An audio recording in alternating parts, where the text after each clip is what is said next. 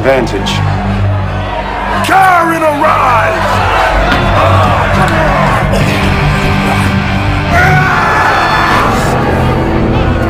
Do something! Give him a moment's rest. Then kill them all.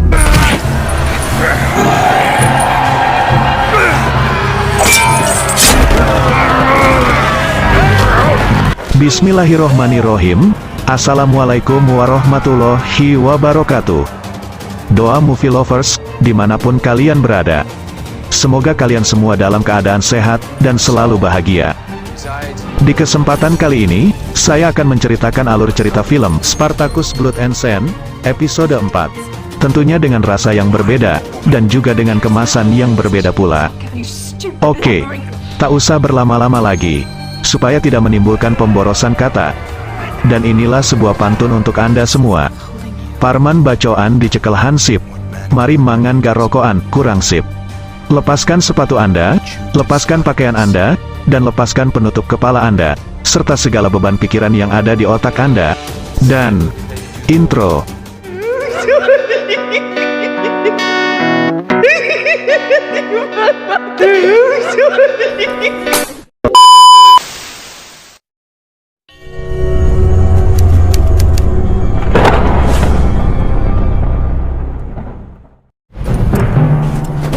Di episode kali ini, terlihat Spartacus yang telah diseret oleh dua orang pengawal untuk menghadap Batiatus.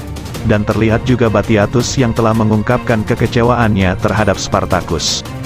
Batiatus juga mengatakan, jika Spartacus telah membuatnya malu kepada semua orang, karena telah menentang Doktore, dan mengambil hak Geneus untuk melawan Crixus di gelanggang. Menurut Batiatus, Spartacus juga terburu-buru mengambil keputusan untuk melawan Crixus.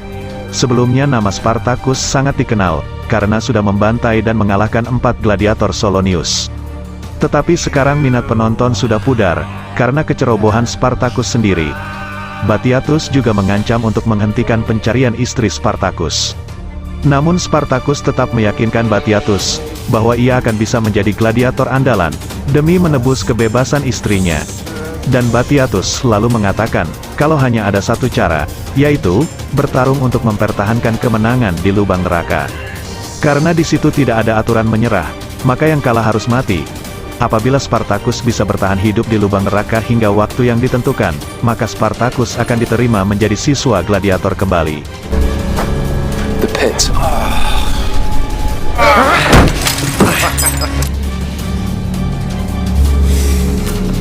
Di sisi lain, terlihat Doktore keberatan dengan keputusan Batiatus, yang mau memasukkan Spartacus dan Kerza untuk bertarung di lubang neraka, karena, menurut Doktore, di tempat itu Batiatus hanya mengantar nyawa mereka dengan sia-sia. Namun Batiatus tetap pada keputusannya. Perfume. The scent sparks a deluge. Oh, and the stream. Remains. Lucretia istrinya pun demikian. Ia juga tidak setuju dengan keputusan Batiatus, karena lubang neraka adalah tempat orang-orang yang tidak punya aturan. Di tempat itu juga bisa membahayakan nyawa Batiatus sendiri. Batiatus pun berusaha untuk meyakinkan istrinya, jika ia ke lubang neraka dengan kawalan dari Barca dan Ashur. Saat melihat para gladiator berlatih dari atas balkon, Batiatus menyuruh istrinya untuk membawakan perempuan untuk Crixus, sebagai hadiah kemenangannya. Namun Lucretia hanya terbengong mendengarnya, karena mereka telah menjalin hubungan gelap di belakang Batiatus. Lucretia hanya menjawab, kalau Crixus pasti akan terpuaskan malam ini. The message will be dutifully delivered. Tak lama kemudian, terlihat Spartacus digelandang oleh Barca, untuk persiapan pertarungan di lubang neraka. Di situ juga terlihat Kerza yang kesal, dan mengungkapkan kekesalannya, dengan mengatakan kepada Spartacus, kalau ia akan membunuh semua lawannya di lubang neraka nanti. Dan lalu adegan beralih kepada Kerza yang telah dihajar oleh lawannya di arena lubang neraka. Ia terlihat lelah dan kehabisan tenaga. Dengan mudahnya, musuhnya membunuh Kerza, dengan bogem palu besar yang dipukulkan di kepalanya, hingga akhirnya Kerza tewas di tempat itu. Tak hanya itu, wajah Kerza lalu dikuliti untuk dibuat topeng. Batiatus yang melihatnya, terlihat sangat kecewa dengan kemampuan bertarung Kerza. Lalu kemudian, Ashur melaporkan bahwa Ovidius ingin menemui Batiatus untuk menagih utang Batiatus, serta ditambahkan bunga 30% yang telah dijanjikannya setelah pertarungan Vulcanalia. Namun Batiatus mengundur pembayarannya lagi. Mendengar itu, lalu dengan kesal Ovidius meninggalkan Batiatus. Thy Janus from him. Until such time. Kemudian giliran Spartacus yang mulai persiapan untuk bertarung. Saat Spartacus keluar dari sel, Spartacus dikejutkan dengan wajah Kerza yang sudah dikupas oleh lawannya, dan dibuat topeng. Di sisi lain, terlihat Crixus yang sedang marah kepada Nivea, karena ia tidak terlihat memakai kalung pemberian Crixus kapan hari yang lalu. Karena takut ketahuan Lucretia, lalu dengan marah pula, Nivea mengembalikan kalung itu kepada Crixus. Dengan kecewa, lalu Crixus mengambil kalung itu dan meninggalkan Nivea. Does it excite you? Ternyata Crixus pergi menemui Lucretia, dan memberikan kalung itu kepadanya. Lalu dilanjutkan permainan kuda-kudaan, yang secara tidak disengaja, permainan itu disaksikan oleh Nivea.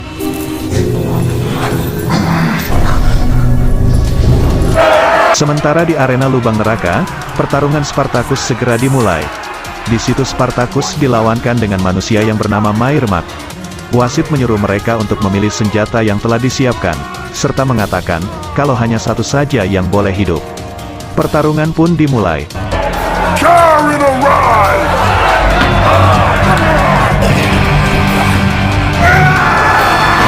Terlihat Spartacus kewalahan dengan lawannya. Dia terkena serangan bertubi-tubi, dan hampir tewas. Batiatus yang melihatnya pun memberikan teriakan semangat untuk Spartacus.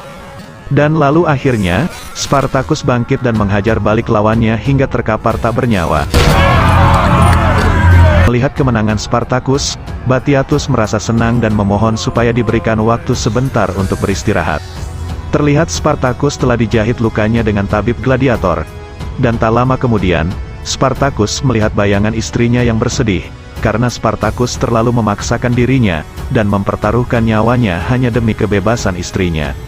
Bayangan Sura juga menyuruh Spartacus untuk membunuh mereka semua yang menghalanginya. Dan bersamaan dengan itu, Spartacus lalu tersadar dari lamunannya. Then kill them all. With yet more to be mourned. Sementara, Batiatus pulang ke rumah. Di situ, Lucretia menanyakan hasil pertarungan Spartacus di lubang neraka.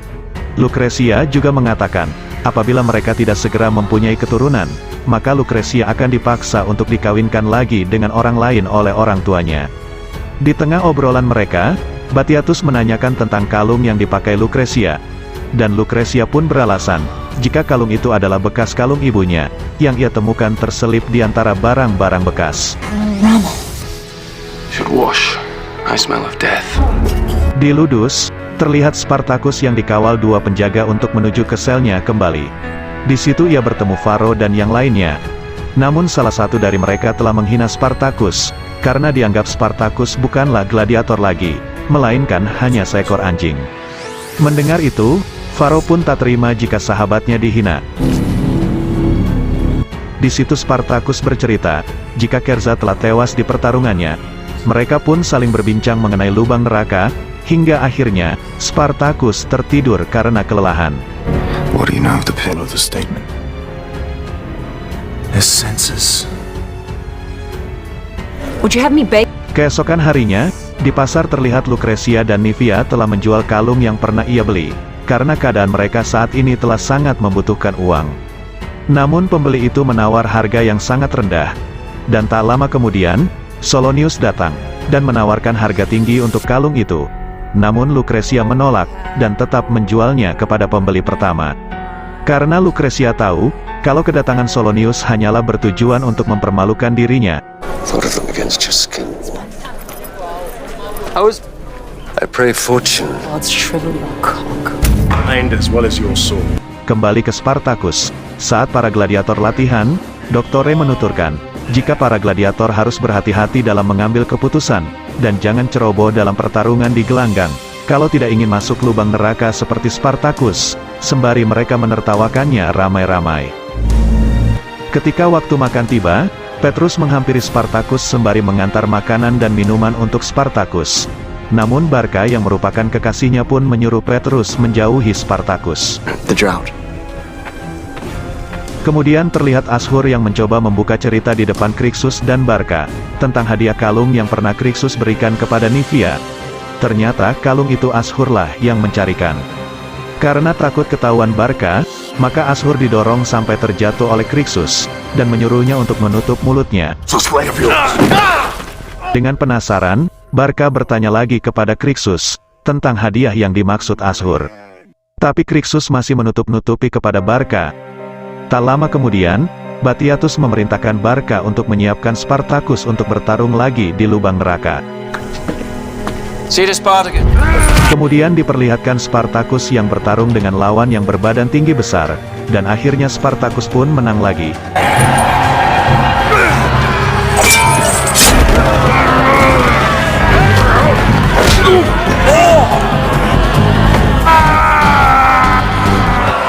Di tengah kemenangan Spartacus, sekilas terlihat bayangan istrinya di tengah kerumunan para penonton, dan kemudian hilang lagi. Soul reside. Setelah itu, Crixus mendapat panggilan yang disampaikan oleh penjaga. Di gerbang, Nivea pun sudah menunggu. Karena Crixus kecewa dengan Nivea, Crixus pun langsung bergegas menuju Domina tanpa menyapa Nivea. Kemudian Nivea mengatakan, jika Domina tidak memanggilnya, melainkan Nivea sendiri yang ingin berbicara dengan Crixus. Nivea ingin menjelaskan kesalahpahaman Crixus tentang kalung pemberiannya.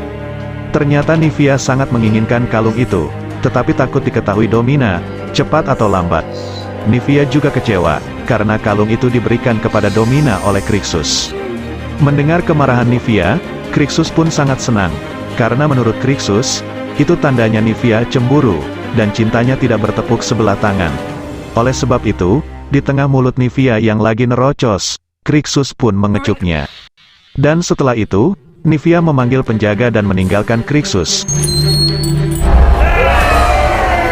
Di dalam sel, Spartacus ditemui kembali oleh bayangan istrinya. Karena mengobrol dengan bayangan istrinya, Spartacus pun di dunia nyata tidak sadar, jika ia telah diajak berbicara oleh Phero. Di sini Phero hendak memberi akar mandake yang ia beli dari Ashur untuk Spartacus, yang mana apabila dikunyah, maka bisa untuk menghilangkan rasa sakit. Spartacus. Di sisi lain, terlihat Batiatus dan Ashur yang sedang menghitung koin-koin yang telah dihasilkan dari kemenangan Spartacus. Batiatus lantas memerintahkan Ashur untuk membayar hutang-hutang Batiatus dengan koin-koin itu. Tak lama berselang, Lucretia pun datang, dan mengkhawatirkan Batiatus. Karena apabila Batiatus tidak segera membayar hutang pada Ovidius, maka Ovidius akan melaporkan Batiatus pada anggota senat. Tetapi Batiatus tetap pada keputusannya, dan ia bilang kalau ia sendiri yang akan bertanggung jawab. Kemudian Batiatus menemukan koin di dalam kantong kain kecil, dan menanyakan Lucretia, yaitu dari mana barang ini. Lalu Lucretia menjawab, jika itu koin hasil menjual kalung Jamrud. Batiatus menyayangkan, karena kalung itu lebih cocok untuk Lucretia, daripada kalung yang dipakainya sekarang. Yang sangat mengecewakan lagi, kalung itu dijual dengan harga sangat rendah. These past that commanded twice. Salonius knows of your... Dead eventually return to the grave. Di sisi lain, terlihat Spartacus yang telah tertidur di sel saat tengah malam. Spartacus dibangunkan oleh penjaga, dan dihadapkan Batiatus. Di sini Batiatus mengatakan, karena kemenangan Spartacus, maka Batiatus menghadiahkan istri Spartacus untuknya. Melihat itu, Spartacus langsung memeluk istrinya. Lalu bangunlah Spartacus, yang ternyata ia cuma lagi bermimpi.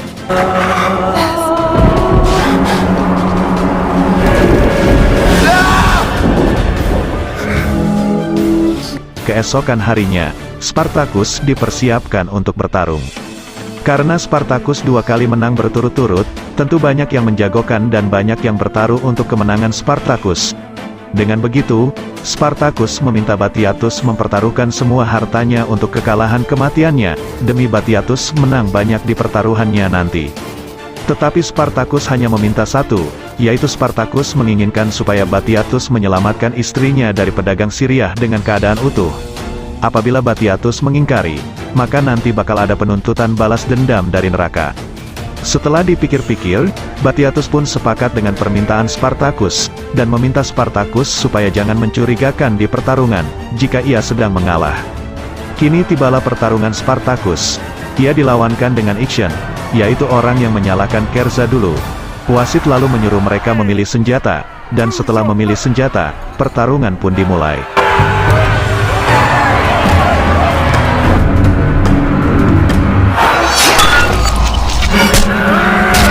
Di tengah pertarungan itu, terlihat ada dua orang yang hendak menusuk Batiatus. Khawatir Batiatus mati, Spartacus pun melempar kapak ke arah penusuk Batiatus itu. Tetapi sebelumnya, sudah dikapakkan ke leher Ixion. Karena menurut Spartacus, hanya Batiatuslah satu-satunya harapan yang bisa menyelamatkan istrinya.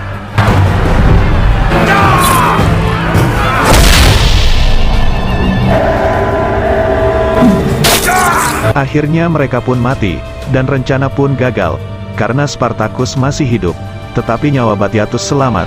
Setelah itu, Ashur diperintahkan Batiatus untuk mencari tahu tentang asal dua orang yang hendak menusuk dirinya tadi. Human fucking slaves. Di dalam, Batiatus menceritakan ke istrinya tentang gagalnya pertaruhan atas kematian Spartacus. Sekarang mereka sudah tidak mempunyai harta lagi. Dan mendengar itu, Lucretia sangat kecewa, dan berharap Spartacus mati di gelanggang.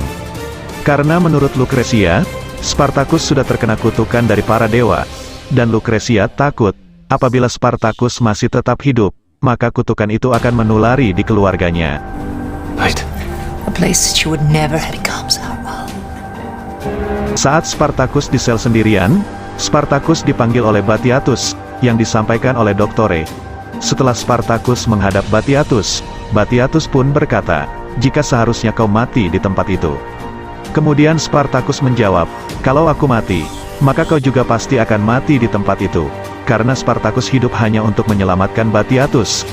Spartacus pun diberi kesempatan untuk bergabung kembali menjadi gladiator, dan memberikan pedang Spartacus kembali.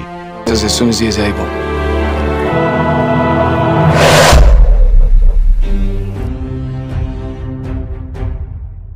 Oke, sekian dulu alur cerita film dari kita.